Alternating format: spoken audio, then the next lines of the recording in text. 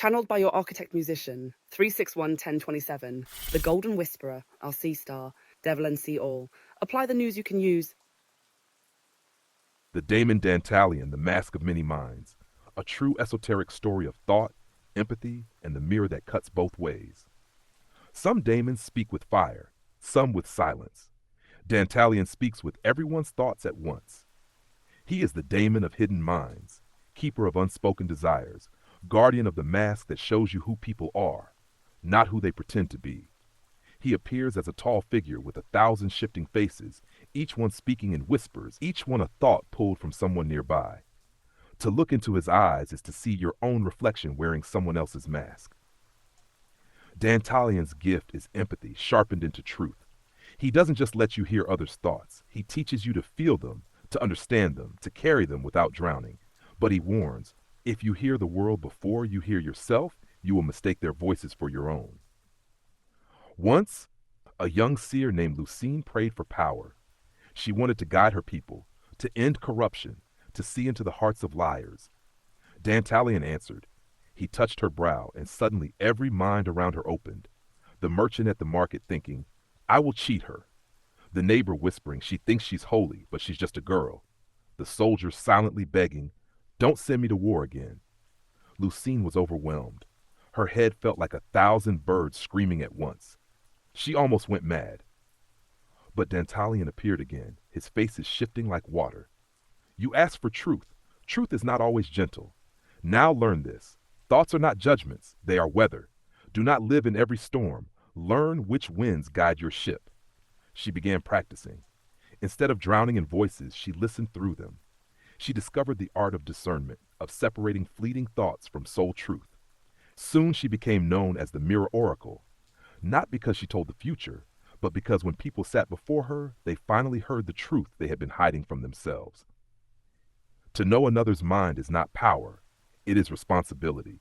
Dantalian teaches. The danger is not in hearing others, it is in forgetting your own voice among theirs. Next, Damon Vapor, the Lady of Deep Waters. A tale of oceans, hidden dangers, and how what swims beneath the surface often decides the fate above it. The Damon Vapor, the Lady of Deep Waters, a true esoteric story of oceans, shadows, and the depths that decide the shore. If the sky is honest and the land is steady, the sea is neither. The sea keeps secrets, the sea swallows ships, the sea births life, then buries it again in silence. Vapor is the daemon of those depths. She is called the Lady of Deep Waters, appearing as a woman whose gown is woven from waves, her eyes like lanternfish in the abyss. When she walks, shells and bones spill at her feet. Her voice rises and falls like tide. Vapor teaches the truth of hidden currents. The waves you see are never the whole story. It is what moves beneath, the unseen tides, the dark creatures, the silent pulls, that determines the fate above. She comes not to terrify, but to warn. You cannot control the ocean, but you can learn to read it and to ride the currents that would otherwise drown you. Once, a sailor named Jonas believed he ruled the seas. He boasted he could navigate any storm, command any crew, outwit any tide. Until one voyage when the sky was clear, yet his ship stalled in dead water. No wind, no current. For days they floated, their provisions dwindling. The crew muttered. Jonas prayed. On the 7th night, the waters around the ship began to glow, phosphorescent, pulsing. From the depths rose Vapor, her hair flowing like kelp, her gown trailing sharks and eels like servants. She gazed at Jonas and said, You read the surface, not the deep. That is why you are lost. She lifted her hand, and the sailors heard not words, but the hum of currents shifting. Jonas felt it in his bones, the slow pull of water below, the hidden river dragging them west. He adjusted his sails, not to the sky, but to the song of the deep. Within a day, they reached safe harbor. Jonas never bragged again. Instead, he became known as the Tide Listener, teaching other sailors that storms are not the only danger. Complacency is, and whenever he sailed, he left an offering of salt and song to the Lady of Deep Waters. What you see above is only half the truth. Currents run beneath your life, unseen but decisive. Vapor teaches, if you ignore the deep, you will drift forever. But if you learn to listen to it, you can reach shores no map has ever shown. Next, Damon Astaroth, the keeper of old wounds, a tale of temptation, despair, and the wisdom of confronting the pain that tries to seduce you back into chains. The Damon Astaroth, the keeper of old wounds, a true esoteric story of temptation, chains, and the healing hidden in confrontation. Not all chains are iron. Some are memories. Some are regrets. Some are the whispers that call you back into the very pain you swore you escaped. Astaroth is the daemon of those wounds.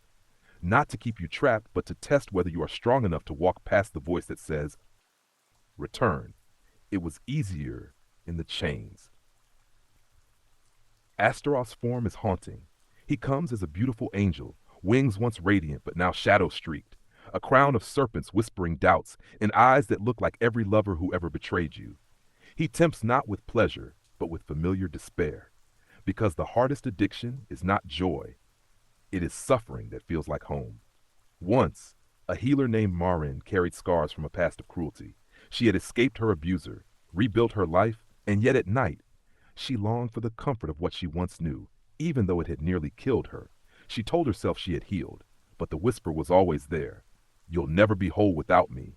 One night, as she lit her altar candles, the flame bent backwards, the air chilled, and there stood Astaroth, radiant and ruinous. He offered her a chalice. Drink and forget the pain. Return to what you were. Chains can feel like comfort if you polish them enough. Marin trembled. She wanted to drink. She wanted to silence the ache. But then she looked into the chalice, and instead of escape, she saw her own reflection, weary, broken, hollow-eyed. Astaroth smiled. This is the test, not whether you can flee your wound, but whether you can face it and refuse to love it more than yourself. Marin dropped the chalice. The vision shattered. The shadowed angel faded, leaving only silence. And for the first time, the whisper was gone. She became known as the breaker of old wounds, a guide for others trapped not by enemies, but by the temptation to crawl back into pain they mistook for love.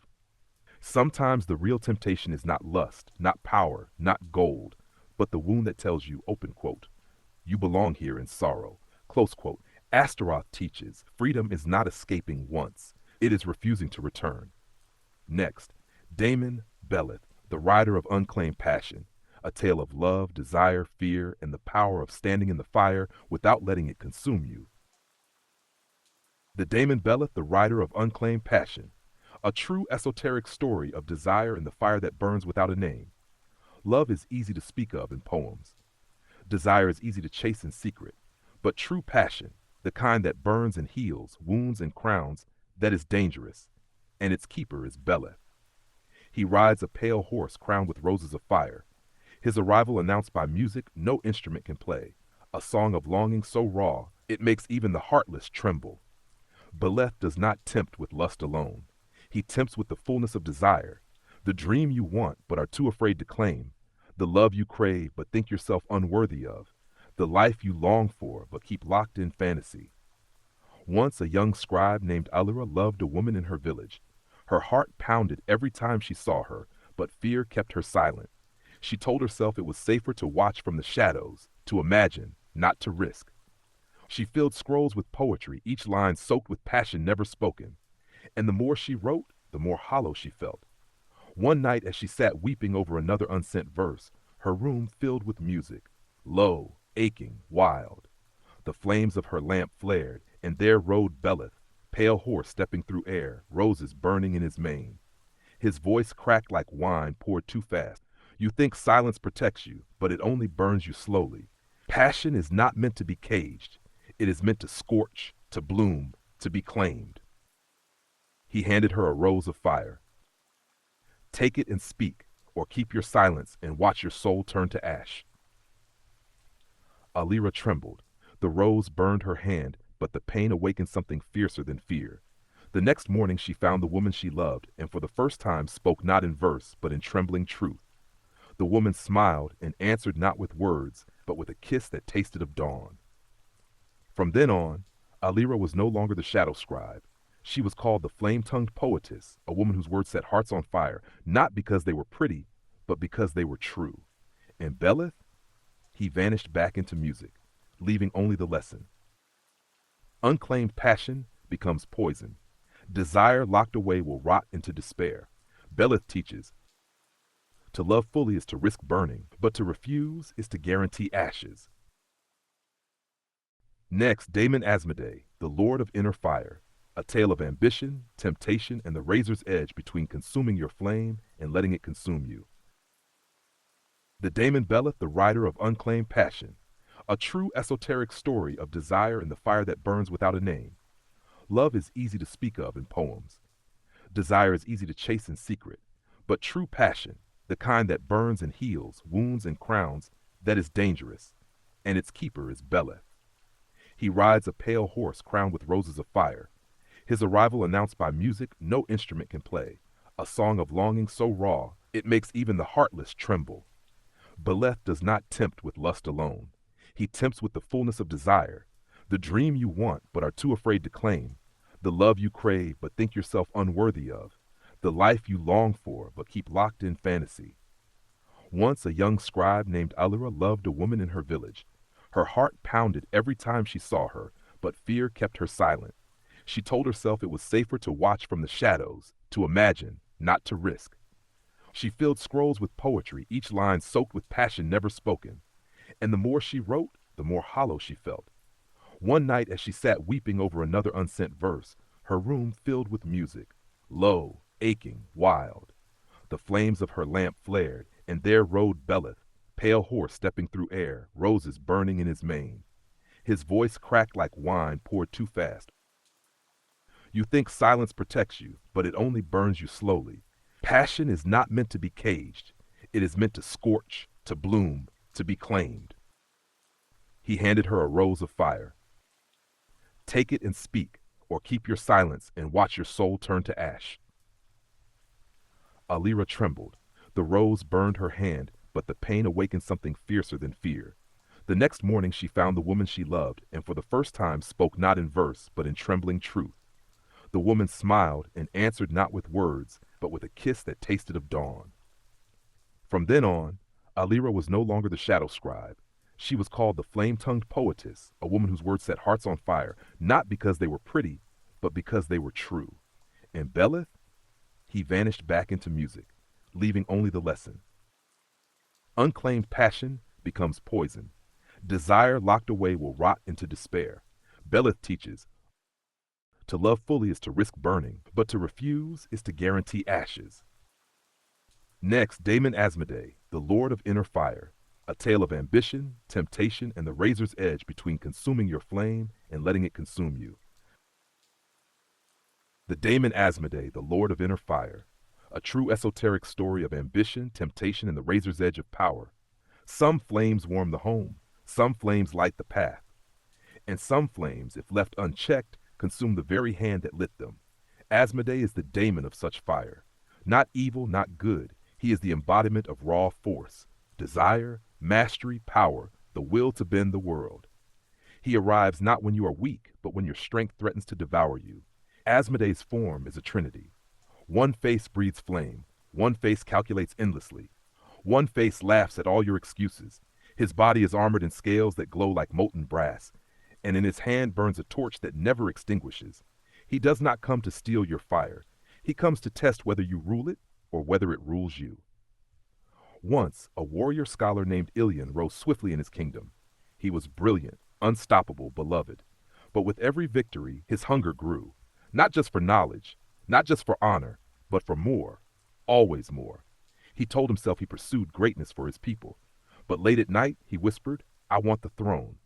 And one evening, while gazing into his brazier, the flames twisted into the shape of Asmodee. The daemon's torch blazed brighter than the sun. You burn, he said, but do you burn to illuminate or to consume? If I give you mastery, will you stand or will you be ash? He offered Illian a brand of fire, a mark of power that would make his ambition unstoppable. Illian reached for it, but at the last moment, his hand froze. He saw in the fire a vision, himself on the throne, alone, his people scorched, his kingdom in ruins. He pulled back, and instead of grabbing the brand, he struck his fist into his own chest. I will master myself first. Asmodee smiled, a terrible, radiant smile. Then you have already passed. The brand dissolved, But the fire stayed in Ilion's bones, not as hunger, but as strength tempered with restraint. He never sought the throne. Yet when the king fell, the people called for him, not because he burned for power, but because he burned with balance. Ambition is a fire. Left unchecked, it consumes. Denied, it suffocates. But when mastered, it becomes the forge that makes you unbreakable. Asmodee teaches, rule your flame or be ruled by it. Next, Damon Gap, the opener of portals. A tale of thresholds between worlds and the wisdom of knowing when to cross and when to stay.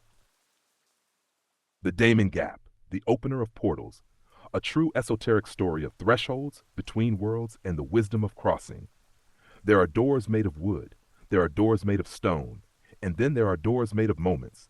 A chance glance, a whispered yes. A dream that feels too real. Gap is the daemon of such thresholds.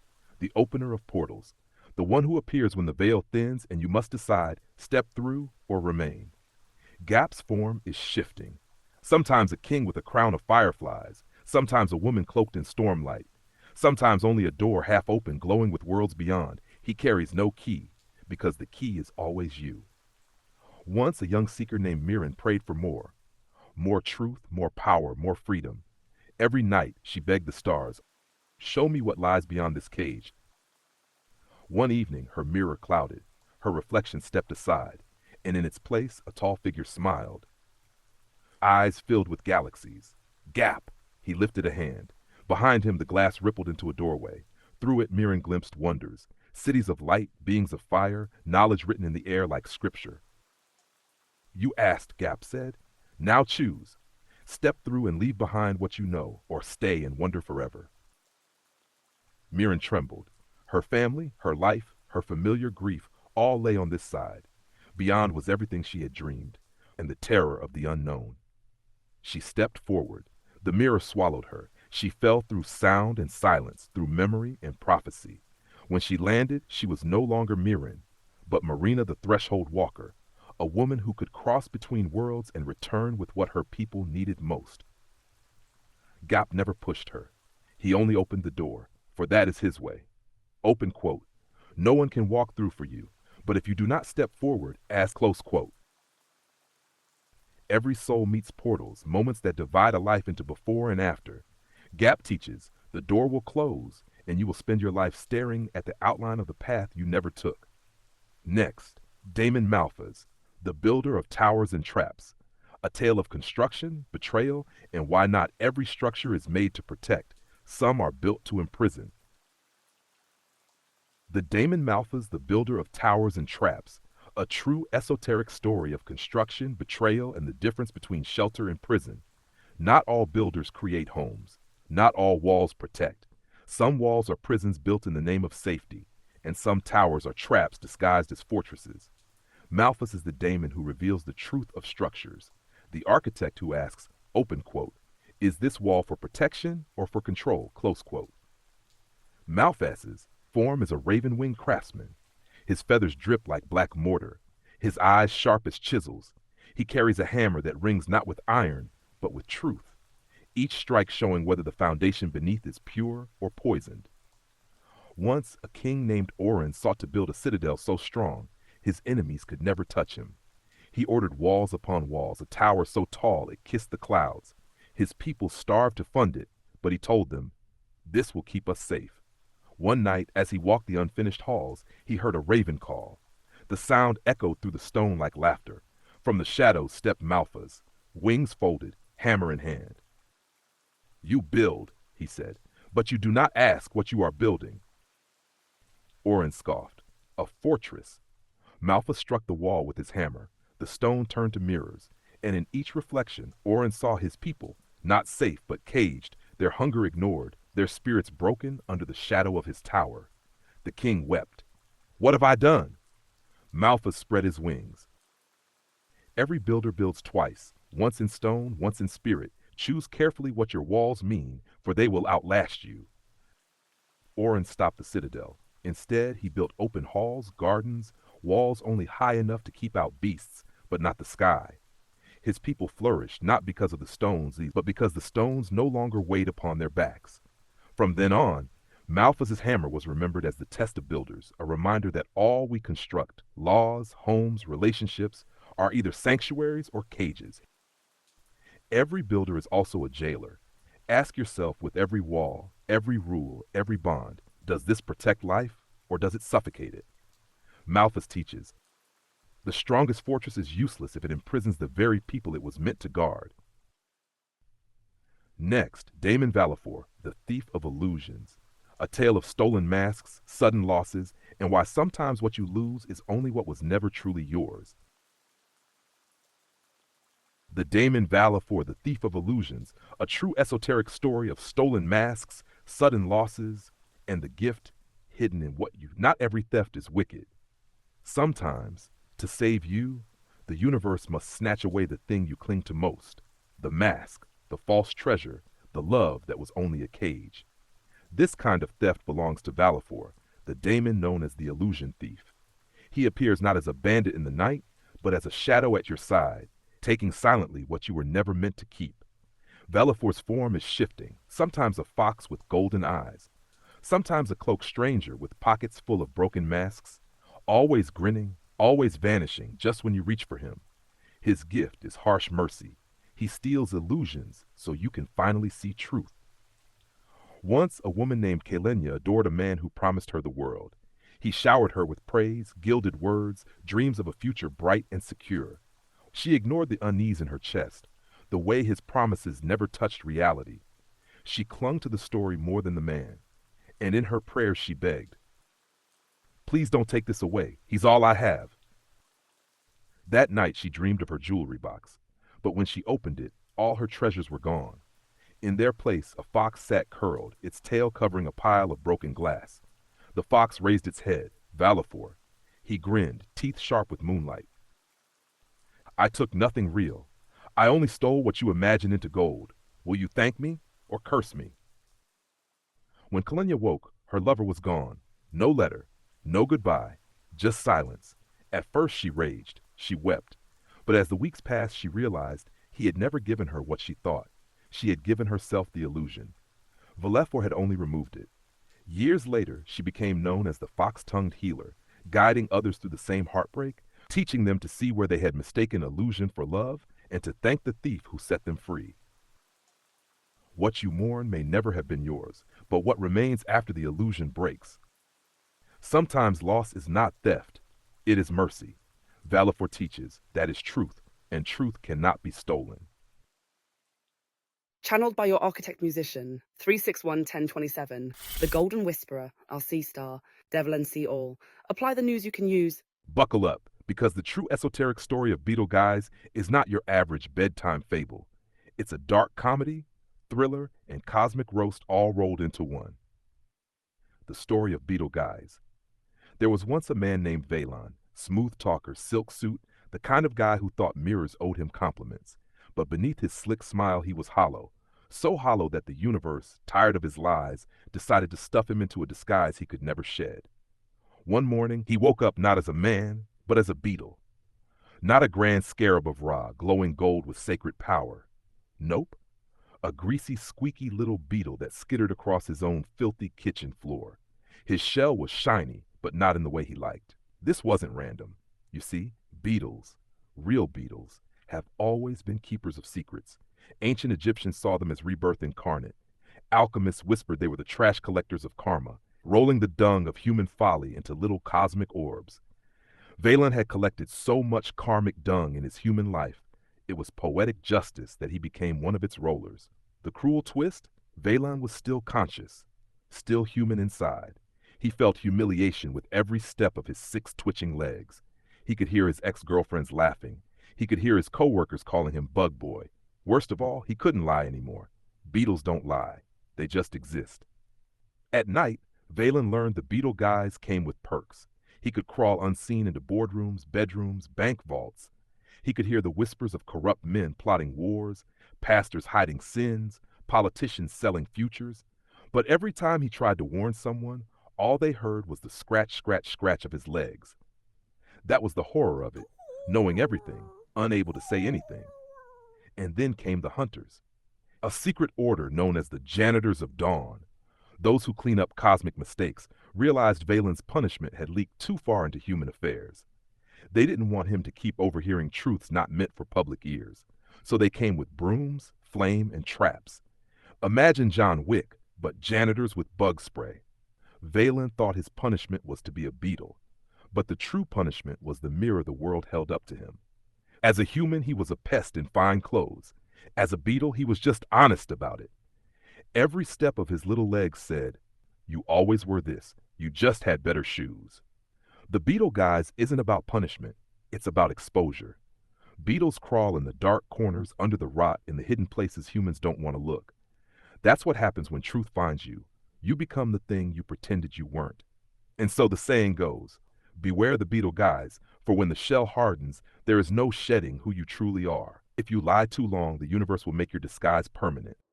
The Dung Collector, Book 2 of the Beetle Guise. Chapter 1, The Rolling Begins. Valen, now fully in his beetle guise, discovers he can no longer fight the instinct. He is compelled to roll orbs, massive spheres of psychic dung. These aren't just dirt balls. Each orb is packed with the rotten, unprocessed sins of humanity.